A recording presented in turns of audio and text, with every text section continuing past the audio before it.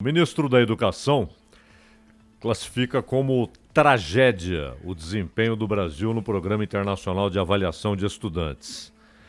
O Brasil está listado entre os que tiveram os piores resultados no PISA, divulgado ontem pela Organização para a Cooperação e Desenvolvimento Econômico. Por aqui, 43% dos alunos ficaram abaixo do nível 2, considerado o patamar mínimo em leitura, matemática e ciências.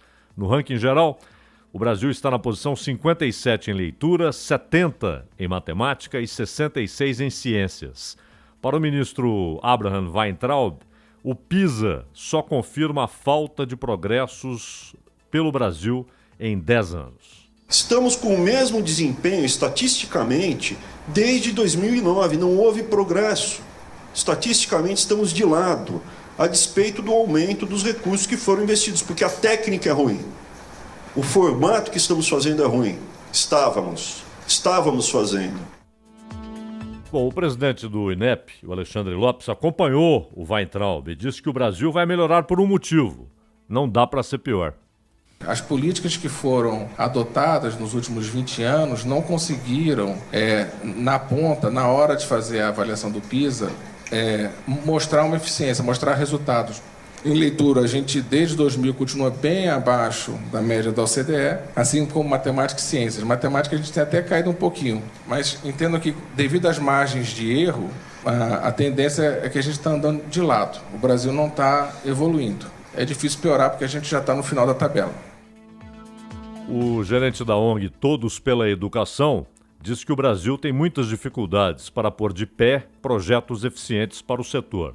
O Gabriel Corrêa destacou à Rádio Bandeirantes 2 desafios que não saem do papel. O desafio de natureza política é que a gente não conseguiu ainda colocar a qualidade da educação, ou seja, a aprendizagem dos alunos, na pauta política do país.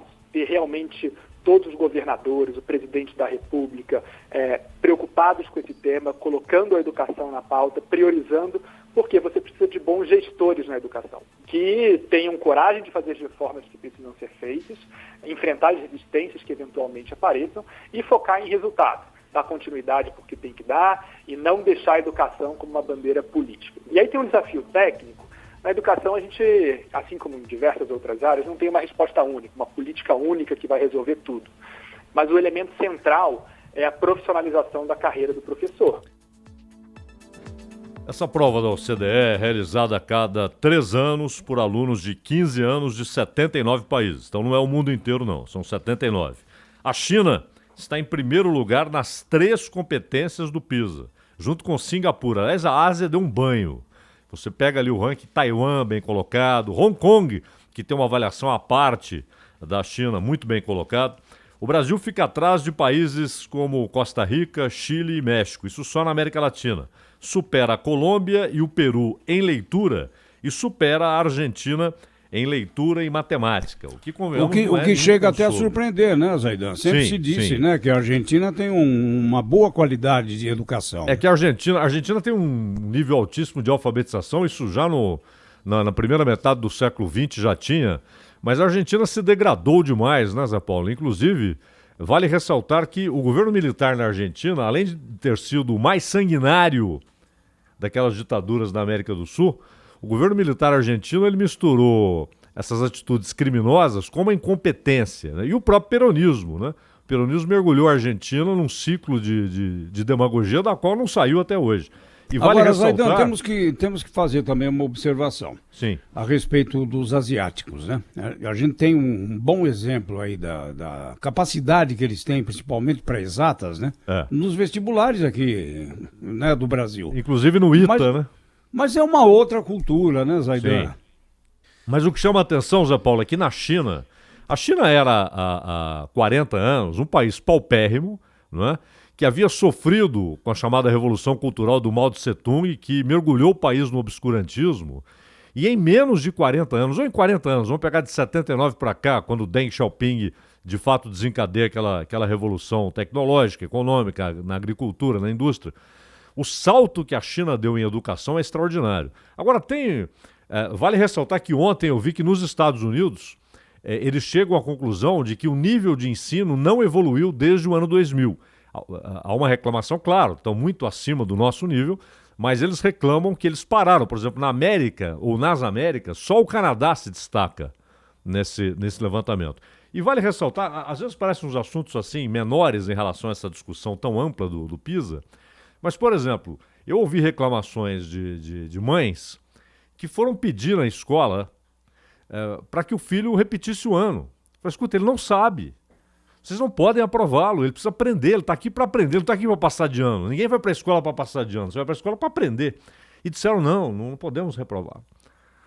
Ou seja, ele avança sem saber 40% do que ele devia saber para avançar de um ano para o outro. E essa é uma grande frustração dos professores, viu, Zaidan? Os professores sofrem com isso, viu? Porque eles veem muitas vezes que o estudante não tem condições de ir adiante e são obrigados até a passar, porque as secretarias de educação fazem isso, pressionam o professor, muitas vezes até os pais sentem que o filho não tem condições de ir adiante, vão pedir na escola e não conseguem fazer com que ele repita. Esse é o depoimento. Embora em São Paulo oficialmente não exista mais a progressão continuada. Ela foi oficial. Você lembra que ela foi oficial nos governos Mário Covas, José Serra, Alckmin. Se eu não estiver enganado, foi no governo José Serra, aqui no estado de São Paulo, que a progressão continuada acabou. Mas oficialmente, você falou oficialmente, exatamente. Mas na prática é o que acontece. Talvez exista uma pressão aí, até para que os indicadores da cidade, exatamente, não sejam ruins, né? Porque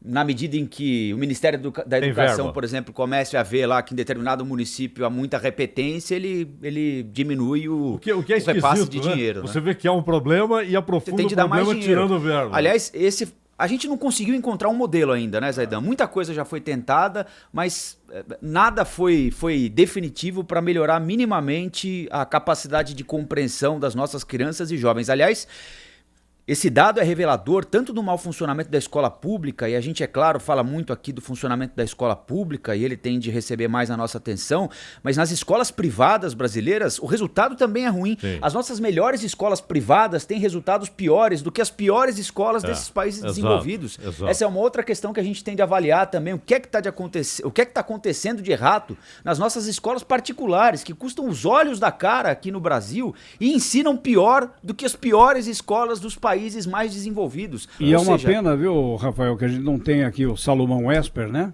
Que resolveu parar aos 90 anos. Ele ainda tinha muitos 90 anos pela frente.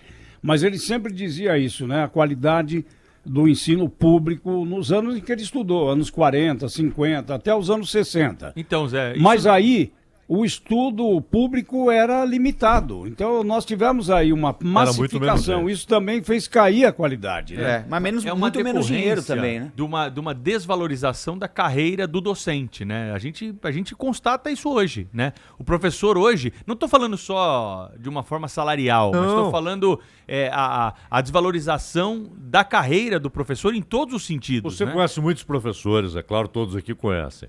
E o professor, na verdade, quer dizer, quando ele entra na carreira, principalmente para quem vai ensinar em primário, eu estou falando primário porque é do meu tempo, para falar primário, ginásio e tal. É o básico. É o básico e tal. Ele sabe que ele não vai ganhar grandes salários e tal, né? Mas se ele tiver a satisfação de ver que o conhecimento dele é transmitido, que as crianças estão aprendendo. Agora, o professor hoje ele é desrespeitado pelo aluno, já começa aí o ambiente hostil. Você tem nas escolas, onde deveria ter um ambiente mais harmônico, de aprendizado. Ameaça, né? Ambiente hostil, tráfico de drogas, indisciplina. E, ao mesmo tempo, essa estupidez de achar que o sujeito está lá, o menino está lá para passar de ano. Ele não está lá para passar de ano, ele está lá para aprender. Não é? E isso vai numa escala... Hoje, você vê nas universidades, até porque você tem muitas universidades em que, se o sujeito consegue pagar, ele se garante ali, não é? Um nível muito baixo. Verdade. E você vê também nesse ranking, né, Zaidan, que alguns países em desenvolvimento, países subdesenvolvidos, conseguem alcançar bons resultados na educação. Ou seja, um país pobre não está condenado a ter uma educação ruim. Claro. Né? Basta você ter uma política educacional que seja implantada e é algo para longo prazo. Não adianta querer ter resultado daqui 3 anos que você não vai ter. Embora a quantia que a gente aplique em educação aqui não seja inferior em relação a outros países com uma economia parecida com a nossa, como destacou Agora, o ministro precisa ver aí. também o quanto vai para a universidade, para o ensino superior, e o quanto vai para o ensino básico. Mas por exemplo, como está sendo gasto, estados e municípios têm obrigação constitucional de aplicar dinheiro em ensino infantil, que são as creches, do orçamento, ensino médio, ensino fundamental. Isso. Então tá ali, escrito na pedra. É mal usado o dinheiro. O governante não tem como colocar menos, ele pode ser punido se fizer isso, né? Bom, ao mesmo tempo você convive com dramas e crimes, como, por exemplo, o desvio de merenda escolar, né?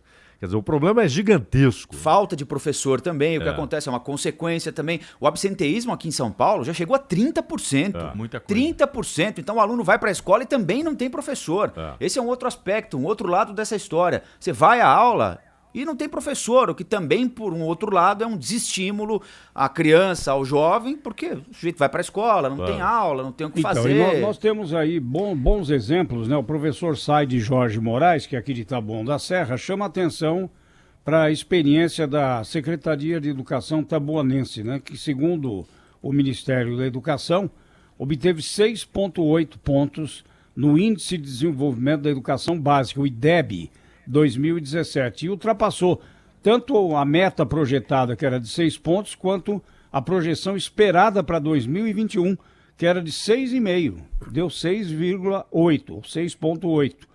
E o ensino da matemática mereceu uma atenção maior. A matemática é sempre aquela pedrinha, né, no sapato. Então o Taboão da Serra inovou aí com o Mind Lab, com o Khan Academy, com o Matematicando no Parque, e com a utilização de 780 iPads de 6ª geração nas escolas. Então, a tecnologia sendo utilizada, o programa se fez presente em 13 escolas de Taboão da Serra para desenvolver o raciocínio lógico e incentivar alunos a tomar decisões e desenvolver habilidades para toda a vida através de jogos. Olha, eu louvo, Paulo, porque a matemática sempre foi o meu calcanhar de Aquiles. Hoje, Zé Paulo, eu vejo, porque eu tenho filho pequeno ainda, o Pedro e Rafael sabem disso também, o estudo da matemática, ele está muito mais ligado à capacidade do raciocínio, à capacidade da lógica, à capacidade de resolução de problema, do que a decoreba das fórmulas e das teorias, né? O Pedro estava dizendo que os países pobres não necessariamente são aqueles que têm o pior desempenho. Agora, os países com pior desempenho, certamente, Pedro, estão fadados à pobreza, porque se a gente caminha para um mundo em que a inovação, a tecnologia, né, os empregos vão mudar, né? O próprio Banco Mundial fala que pelo menos metade dos empregos que existem hoje vão simplesmente desaparecer, novas habilidades são demandadas, né? A gente vai ficando para trás. Então, o Brasil precisa tomar uma decisão urgente sobre qual é o tipo de educação que quer levar para as próximas gerações, para essas gerações que já estão em sala de aula, né?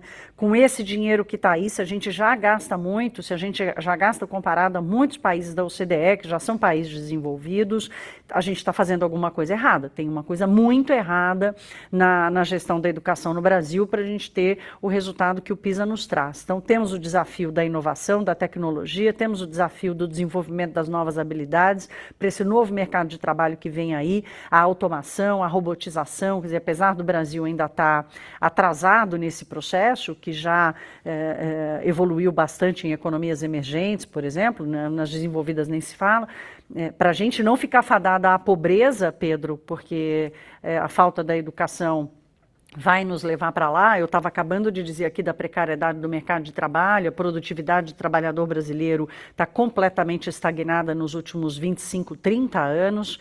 Hoje a gente precisa de 5 brasileiros para fazer o que um americano faz. Isso é educação ruim, né, na base, como pilar aí desse péssimo quadro que a produtividade apresenta hoje no Brasil. Então, nós precisamos tomar essa decisão, e a gente tem um ministro da Educação que está muito mais preocupado em lacrar nas redes sociais do que fazer uma condução correta e ligada ao que a discussão mais moderna e atual de como gerir projetos educacionais para países com a característica e com o perfil do Brasil, para a gente não ficar para trás, mais para trás, né?